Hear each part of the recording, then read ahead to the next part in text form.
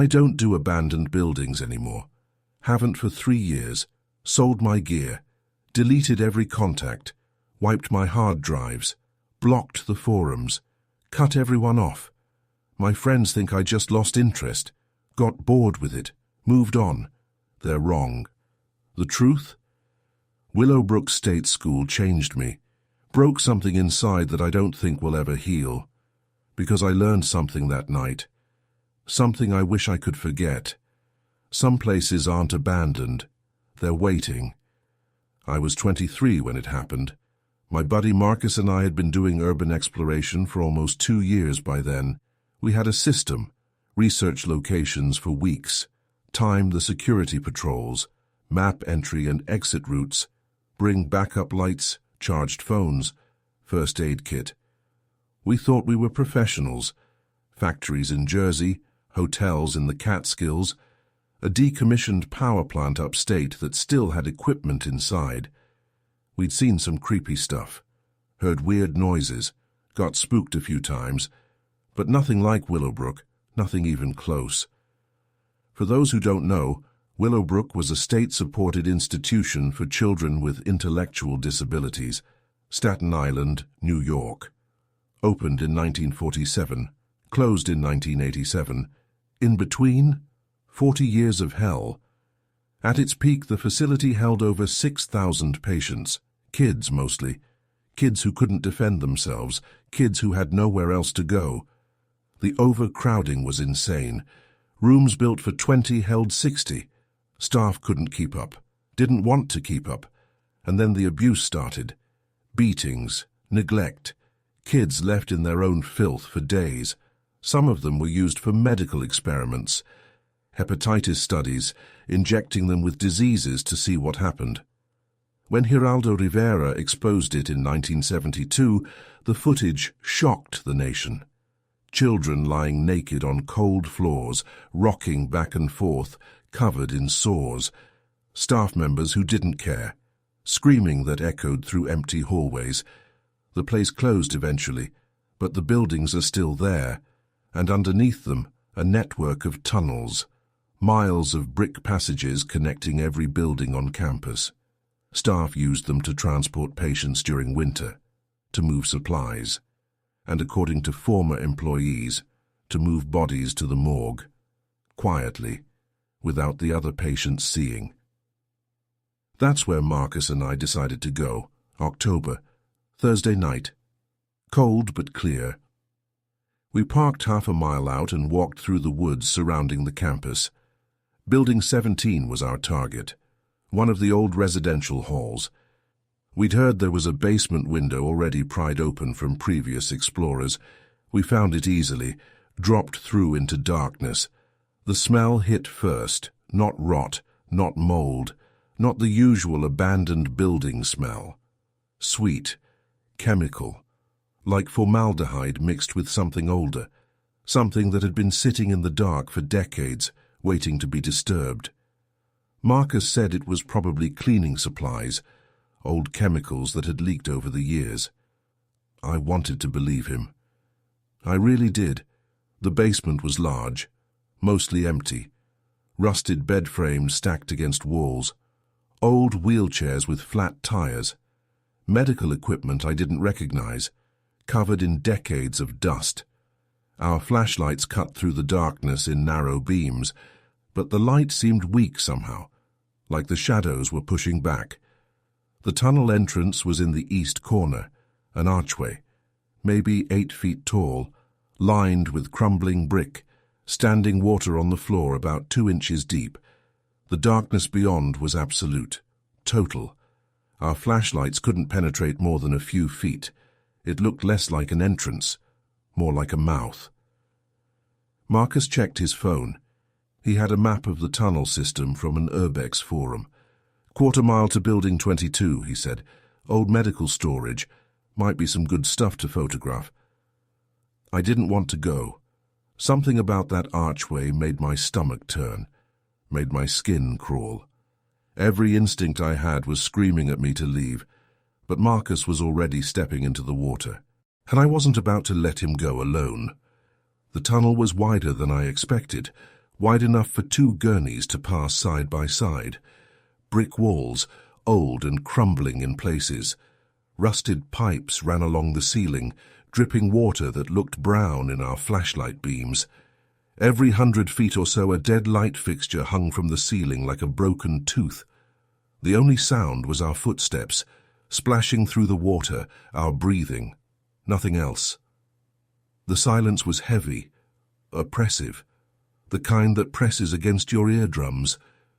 We walked for maybe 10 minutes.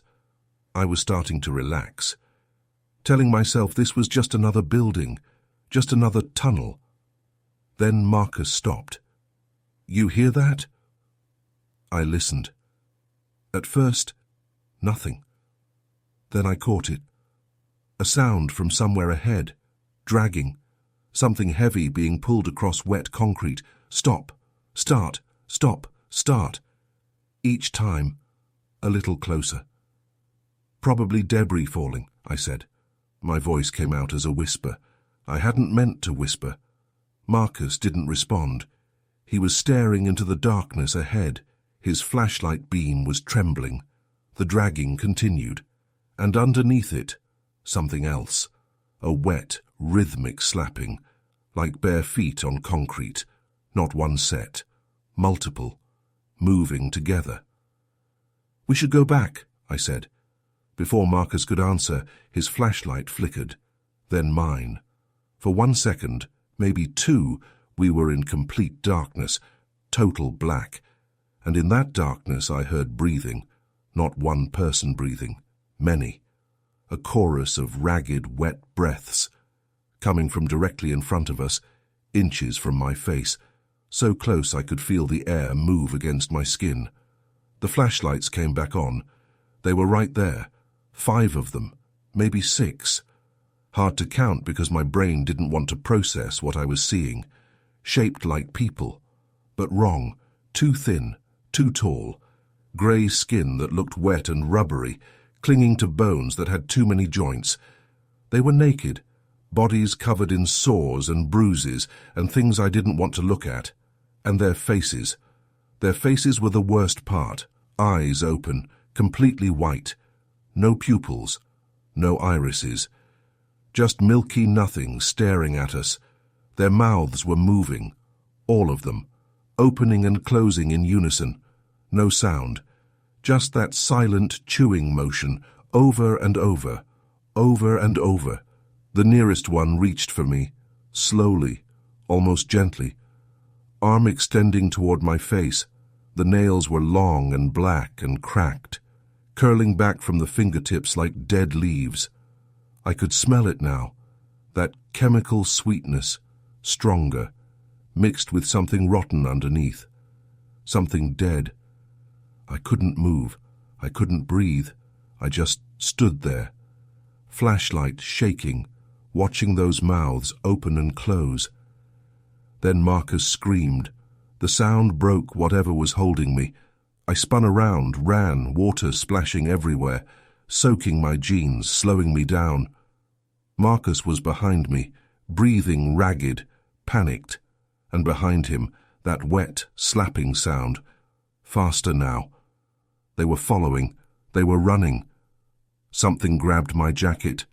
Fingers closed on the fabric at the back of my neck. Pulled. Hard. I stumbled, nearly went down into the water. For one horrible moment, I felt breath on the back of my neck. Cold breath. Not warm, cold. Like air from a freezer. And that smell. Formaldehyde and rot and something sweet and sick underneath. I twisted, tore free, kept running. Didn't look back. Couldn't look back. We burst out of the tunnel, through the basement, out the window. I don't remember climbing through, don't remember crossing the lawn. Next thing I remember, standing in the tree line, gasping for breath, heart slamming against my ribs, so hard it hurt. Marcus was bent over next to me, making sounds like he was trying not to throw up. I turned back to look at Building 17. Up a window, a face, pale, pressed against the glass from inside, watching us. As I stared, the mouth began to move. That same silent motion, opening and closing, opening and closing. Then it smiled, wide, wrong. Too many teeth, and then it was gone. We didn't talk on the drive home. Haven't talked about it since. There's an unspoken rule between us now. No Willowbrook, no tunnels, no mention of what we saw. I wish that was the end of it. For the first few months I told myself it was over. Whatever lived in those tunnels, it belonged to Willowbrook, not to me. I threw away my gear, deleted my accounts, tried to forget. But some things don't stay where you leave them. It started with the smell, that same chemical sweetness, drifting through my apartment at random times, always at night, always when I was alone. I'd check the vents, the pipes, under the sink. Nothing.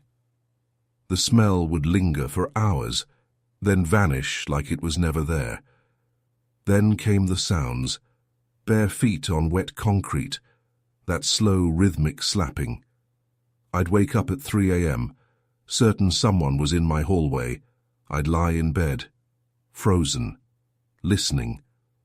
By morning, I'd convince myself it was a dream. Last month, I found something I can't explain. Cleaning out my closet.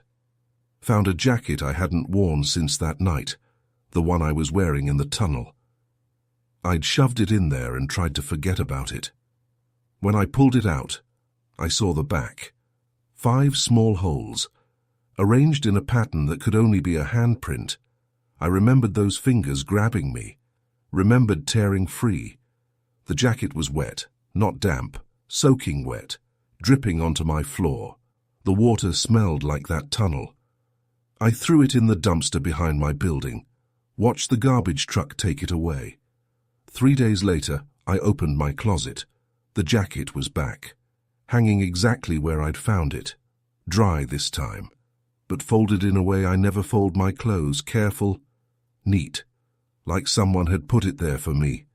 I don't go in that closet anymore. I sleep with the lights on, leave the TV running all night.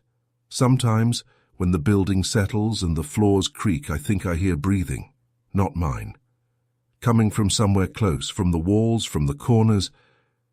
I keep thinking about those figures, those white eyes, those mouths moving in silence, trying to tell me something I couldn't hear. I think I finally understand. They weren't warning me to leave. They were saying welcome, and sometimes late at night I wonder something. What if I never made it out of that tunnel? What if some part of me is still down there, standing in cold water, waiting for a flashlight that will never come back on? I guess I'll find out eventually. We all do. I need to tell someone what happened. I've kept it inside for almost a year. It's destroying me. Can't sleep without pills. Can't be in a dark room without panicking. Can't close my eyes without seeing her face. My therapist thinks it's anxiety. My girlfriend thinks I'm having a breakdown. They don't know the truth. I can't tell them. They'd think I was insane. But I know what I saw at Ridgemont Psychiatric Center, and I know what followed me home. I worked security at Ridgemont from 2019 to 2023. Night shifts, 12 hours, mostly alone. The facility closed in 2018, budget cuts, same as everywhere else. But the state contracted a private company to watch the grounds while they figured out what to do with the property. That's where I came in. The job was simple enough: walk the perimeter, check the locks on the main buildings, report any trespassers. Easy money. As long as you could handle being alone. Alone in the dark, surrounded by buildings where thousands of people had lived and died. I handled it fine for almost 4 years. You learn things. How to ignore the creaks and groans of old buildings. How to tell yourself the shadows are just shadows. How to rationalize every sound, every flicker, every movement in your peripheral vision. You have to. Otherwise you'd quit. I'd heard stories, of course. Every guard who worked there had stories. Lights flickering in sealed buildings. Sounds from empty hallways, footsteps on floors where no one walked. One guy swore he saw a face in a window on the 3rd floor. A woman's face, pale, staring, gone when he looked again. I never saw anything like that. Not until March 14th, 2023. 2 a.m. Radio crackled. Monitoring company said one of the motion sensors in Building C had been triggered. Building C was the old medical wing, surgery, radiology, and in the basement, the morgue, sealed for years. Motion sensors were there to catch copper thieves, urban explorers. I grabbed my flashlight, headed over. The night was cold, cold enough that my breath fogged the windshield. Building C sat at the far end of the campus, surrounded by trees that had grown wild since the closure, branches scraping against the walls, like fingers. First thing I noticed, broken window on the basement level. Glass on the ground. Fresh. Hadn't been there during my earlier patrol. Someone had gotten in. Protocol was to call it in, wait for backup. But backup was 40 minutes out, and I'd handled trespassers before. Kids, usually. Easy to scare off. I climbed through. The basement was the morgue. My flashlight swept across the room. Autopsy tables with rusted drains, old cabinets with warped doors, and along the far wall, body storage units, the big drawer systems where corpses were kept before burial. Some of the drawers were open, not just unlocked, pulled out, like someone had been lying inside and slid out to stand up. Footprints in the dust, small, bare feet, leading to a stairwell in the corner. I told myself it was vandals, kids messing around. I followed, 1st floor, radiology, long hallways, examination rooms, old imaging equipment. That's when I heard singing. A woman's voice, high, thin, some kind of lullaby, but the words were wrong, distorted. I couldn't understand them. I should have left. Every instinct screamed at me to turn around, go back to my car, wait for backup. But something about that voice pulled me forward, like the sound had gotten inside my head, like it was steering me. The footprints ended at a door. Imaging Suite 3. I pushed it open. She was standing by an old X-ray table, elderly, maybe 80, hospital gown hanging off a skeleton frame, thin white hair swaying slightly, still singing. "Ma'am?" My voice came out rough, dry. "Ma'am, you can't be here. This building is closed." She stopped singing. The silence that followed was worse than the song. It pressed against my eardrums like pressure before a storm. Slowly, so slowly it seemed to take minutes, she turned around. Her face was grey, not pale. Grey, like concrete, like old meat left in a freezer too long. Skin pulled tight over her skull, and her eyes, too large. They didn't reflect my flashlight. They swallowed it, like looking into deep water, like looking into nothing at all. She smiled. Her teeth were black, every single one, cracked and rotting in gums that had pulled back so far I could see the roots. "You came to check on us." Her voice was different now, wet, gurgling, like she was speaking through a throat full of fluid. "That's so kind. The doctors never check on us anymore. They left us here. They forgot we existed." "I'm not a doctor," I managed. "I'm security. You need to come with me." She tilted her head. Too far. At an angle that should have broken her neck. I heard something crack, cartilage or bone. "Come with you." She laughed. It sounded like drowning. "We've been waiting so long for someone to stay." Then she pointed behind me. I turned. They were everywhere, in the doorway, against the walls, emerging from shadows, dozens of them, men, women. Some I couldn't identify anymore. Not enough left of their faces, all grey, all watching me with eyes that held nothing. They were blocking the exit. The woman behind me spoke again. We've been so lonely, so cold. No one comes to see us. No one remembers. One of the figures in the doorway stepped forward. An old man. Half his skull was missing, just gone, like it had been scooped out. His mouth opened. "Stay with us." They started moving, all of them, shuffling, bare feet dragging on concrete. I ran at the doorway. Hands grabbed at me. Cold. So cold. Like frozen meat. I hit something. Felt my fist sink into flesh that had no resistance, no warmth. Flesh that gave way like wet paper. Then I was through. Running. The shuffling sound behind me. That singing. Still echoing off the walls. I made it to the basement, jumped through the window, cut my palms on glass, ran to my car, drove 90 the whole way home. When I got there, I found something in my jacket pocket. A patient ID card, 1963, Margaret Holloway, schizophrenia, admitted 1957, died 1989, in the morgue, Building C. The photo showed a woman with thin white hair, hollow cheeks. I recognized that smile. I burned the card, flushed the ashes, tried to forget. Last week, came home from work, found something on my kitchen table, a scrap of paper, old, yellowed, brittle, handwriting I don't recognize, 2 words, "Come back." I'm thinking about moving, leaving the state. But I don't think it matters. I don't think distance means anything to them. They waited in that building for decades. They can wait a little longer, and I think they're done waiting. This happened when I was 17. I'm 24 now, 7 years, and I still can't convince myself it wasn't real. I've tried.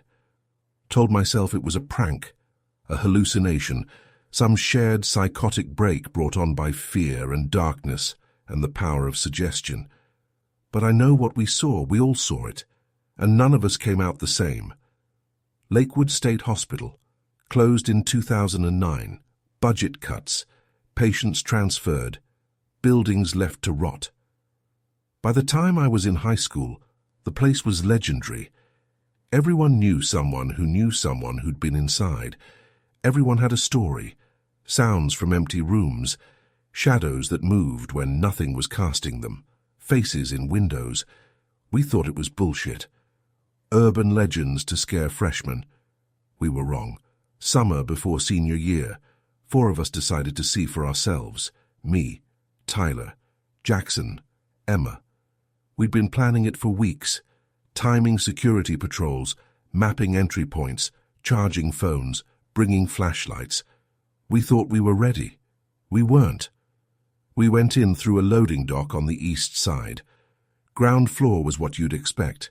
Trashed offices, overturned cafeteria tables, graffiti everywhere.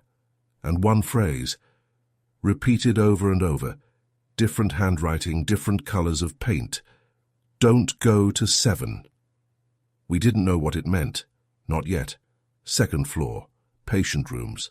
Long corridors lined with doors, most hanging open. Inside each room, a metal bed frame. Sometimes a mattress stained with things I didn't want to identify. Sometimes just bare springs. Some rooms had scratch marks on the walls, deep grooves in the plaster, like fingernails, like someone had been clawing at them for years. Tyler wanted to go higher, 3rd floor. He'd heard there was equipment up there.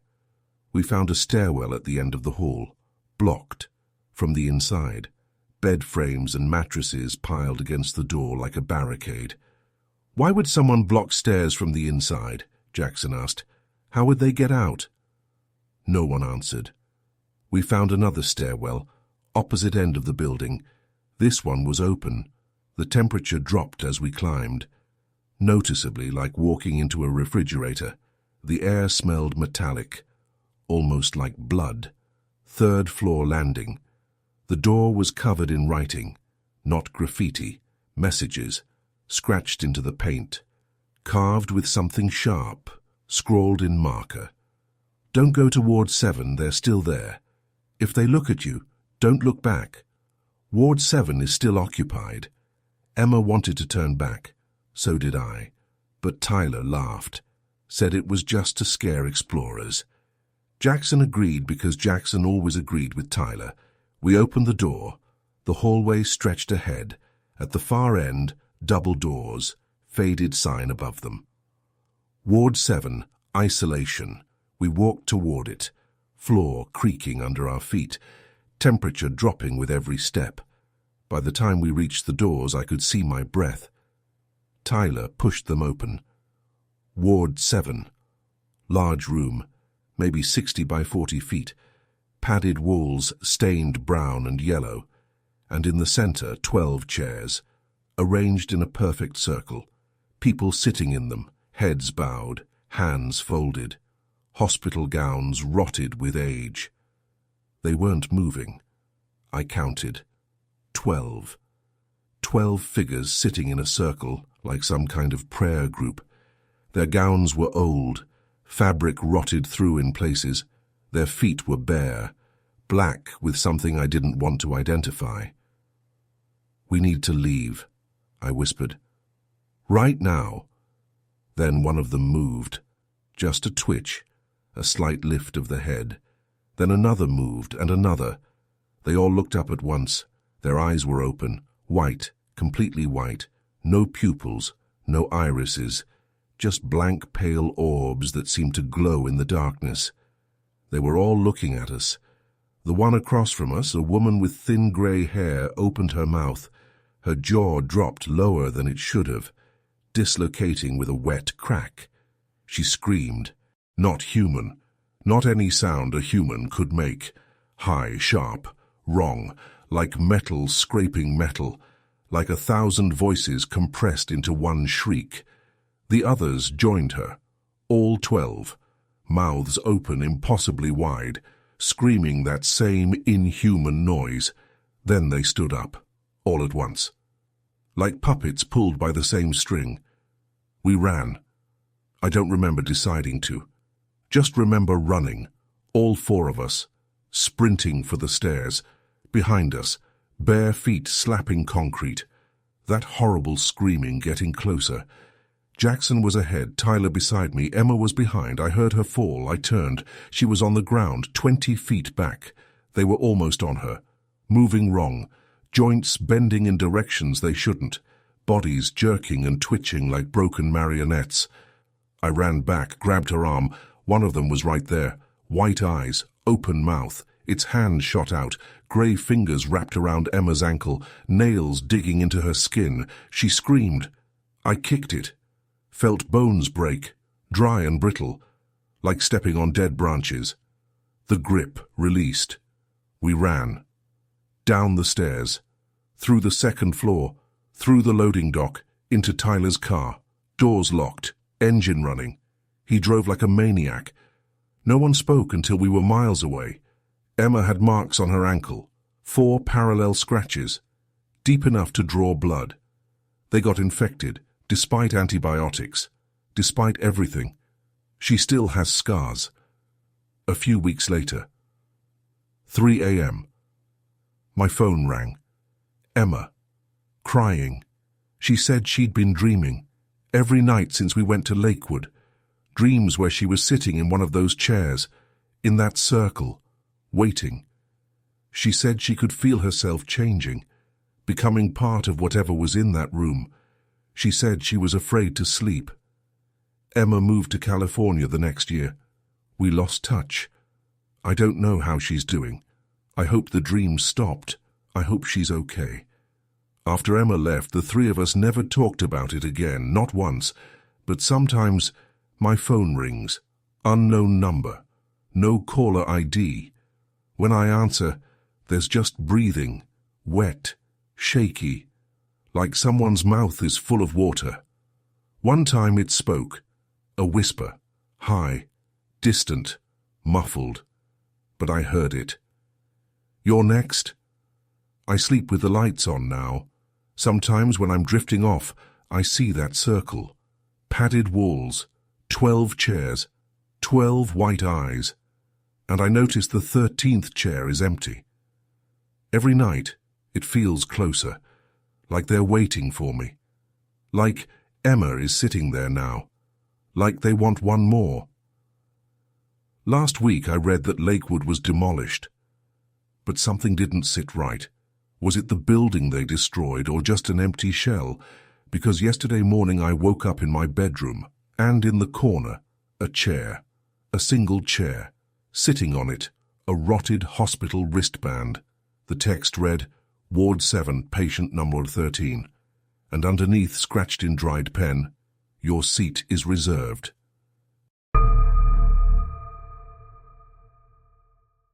I don't take photos anymore. Haven't touched a camera in 2 years, sold everything, the lenses, the bodies, the tripods, even the hard drives with 8 years of work. My friends think I burned out, lost the passion. They're wrong. I stopped because something noticed me, and it hasn't stopped watching since. I was an urban exploration photographer. 8 years, hundreds of locations, factories, theaters, hotels, power plants, anywhere abandoned, anywhere forgotten. I made a career out of it, sold prints to magazines, built a following online, got invited to galleries. This work wasn't just my job, it was who I was. Central State Hospital, Indianapolis, Indiana, operated from 1848 to 1994. Indiana Hospital for the Insane. When I visited, most of the campus had been redeveloped. Apartments, shops, a new life built on top of an old nightmare. But a few buildings remained, including the pathological department, where they performed autopsies, where they studied the brains of dead patients, where they kept things in jars. I had to see it. I went alone. I always did. Other photographers slowed me down, talked too much, disturbed the silence.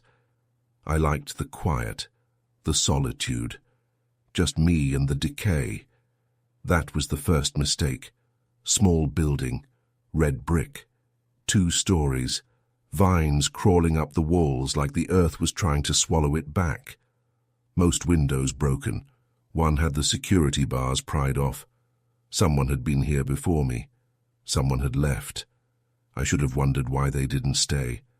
I climbed through. The smell hit immediately. Not rot, not mold, not dust. Something chemical, sweet, sharp. Like formaldehyde, like things preserved in jars. Like death, but stored, pickled, waiting. I told myself it was nothing. Old hospital, old chemicals, normal. I moved deeper. Main floor, late afternoon light, golden, perfect. Peeling wallpaper, collapsed ceiling tiles, examination tables still bolted to the floor. Standard stuff. Good material. I got comfortable. Started shooting. That was the second mistake. I found the basement stairs in the back corner. The door was swollen, stuck in its frame. Had to shoulder it twice before it gave. Part of me didn't want it to open. Part of me was screaming to leave. I didn't listen. I never listen. The door gave way. I stumbled down into darkness. My flashlight cut through the black. And I saw them. Jars. Hundreds of them. Floor to ceiling on metal shelves. Rows and rows and rows. And in each jar, something floating. Murky yellow fluid. Tissue samples. Organs. Things I couldn't identify. Some looked human. Some didn't. I should have left right then. But curiosity has a price. And I hadn't paid it yet. The far wall stopped me cold. Photographs. Hundreds of them. Old, black and white. Some from the 1800s. Patient portraits. Faces arranged in neat rows. Men, women, children. All staring out. All watching. I raised my camera. Click. Blurred. Nothing but smears of shadow. I checked my settings. Perfect. Tried again. Click. Same blur. Like the room was refusing to be captured. Switched to my phone. Same problem. Every shot. Streaks. Shapes. Nothing clear. That's when I knew something was wrong. The temperature dropped, all at once, like stepping into a freezer. I could see my breath, little clouds of vapor, and then whispers from everywhere. The jars, the photographs, the walls, dozens of voices, maybe hundreds. Some crying, some screaming, some laughing, high and thin, and some saying my name. I've never told anyone my name in that building. I was alone. But I heard it, clear as anything, my name, over and over, getting louder. My phone buzzed. I looked down. A photo had appeared, one I didn't take, the archive room, shot from behind me. I could see myself, camera raised, back to the lens, and behind me, barely visible in the shadows, a figure, tall, thin, medical coat, blurred face but smiling. I could see it was smiling. I turned around. It was there, 6 feet away, between me and the stairs, blocking the only exit, the figure from my screen, solid now, real. The medical coat was brown down the front, old blood. Decades of it, dried into the fabric like rust. The hands were wrong. Too long, too many joints, fingers like spider legs wrapped in grey skin. And the face. God. The face.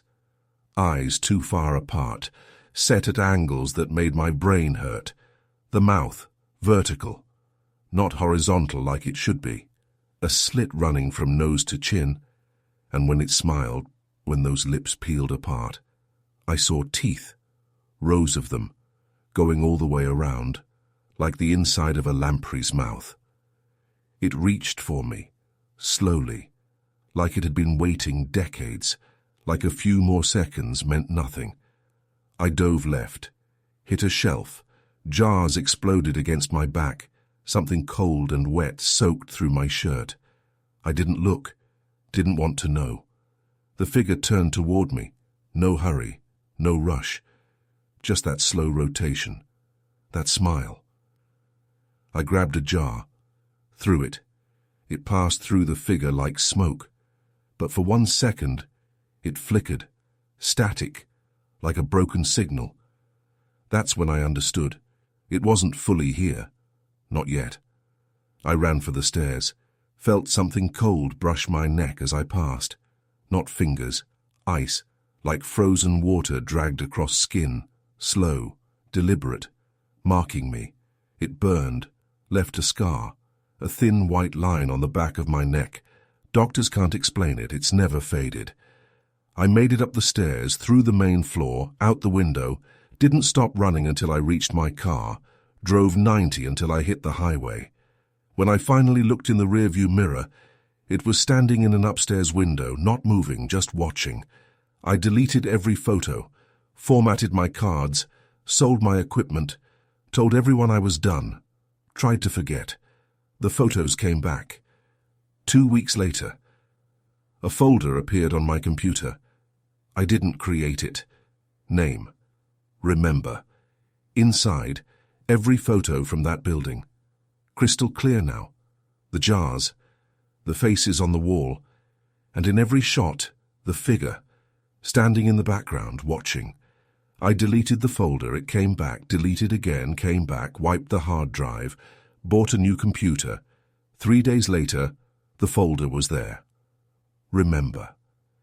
Every few weeks, new photos appear. Same folder, same name. But the figure is closer each time. First it was in the background, then the middle of the frame, then the foreground. Now it fills most of the shot. In the latest photos, it's not smiling anymore. Its mouth is open, wide, like it's screaming, or hungry. Last month, a new photo appeared. Not on my computer, on my phone. No timestamp, no metadata. Just a grainy image of my bedroom, taken at night. I'm asleep in the frame. Blankets pulled up, face visible. And in the corner, where the shadows are thickest, something standing, tall, still, watching me sleep. I didn't hear a shutter. I didn't wake up. But the photo exists. I started sleeping with the lights on. Moved my bed to the center of the room, covered the corners with furniture, told myself it would help. It didn't. Last week, a new photo, same bedroom, same angle, me asleep. But the figure wasn't in the corner anymore. It was standing at the foot of my bed, closer, 3 days ago. Another photo. The figure was beside my bed, arm extended, reaching toward my face. I haven't slept since. Last night, I was sitting in my living room, all the lights on, TV running, trying to stay awake, and I heard something, a click. Soft, like a camera shutter, coming from my bedroom. I didn't go check. I couldn't. I just sat there until sunrise. This morning I found a photo on my kitchen table. Printed, Polaroid, old instant film. I don't own a Polaroid camera. It was a photo of me, sitting in my living room, last night, from inside the house. On the white border at the bottom, someone had written in black ink, "Almost ready." I don't know what happens when it's finally ready. I don't know what it wants. I only know one thing. Some places shouldn't be photographed. Some rooms should stay forgotten. Some doors should never be opened. And if you ever find a place where cameras won't focus, run. Because some places don't want to be photographed. They want a photographer. And once they choose you, they don't stop, they don't forget. They just get closer. Night after night, photo after photo, until there's nowhere left to hide.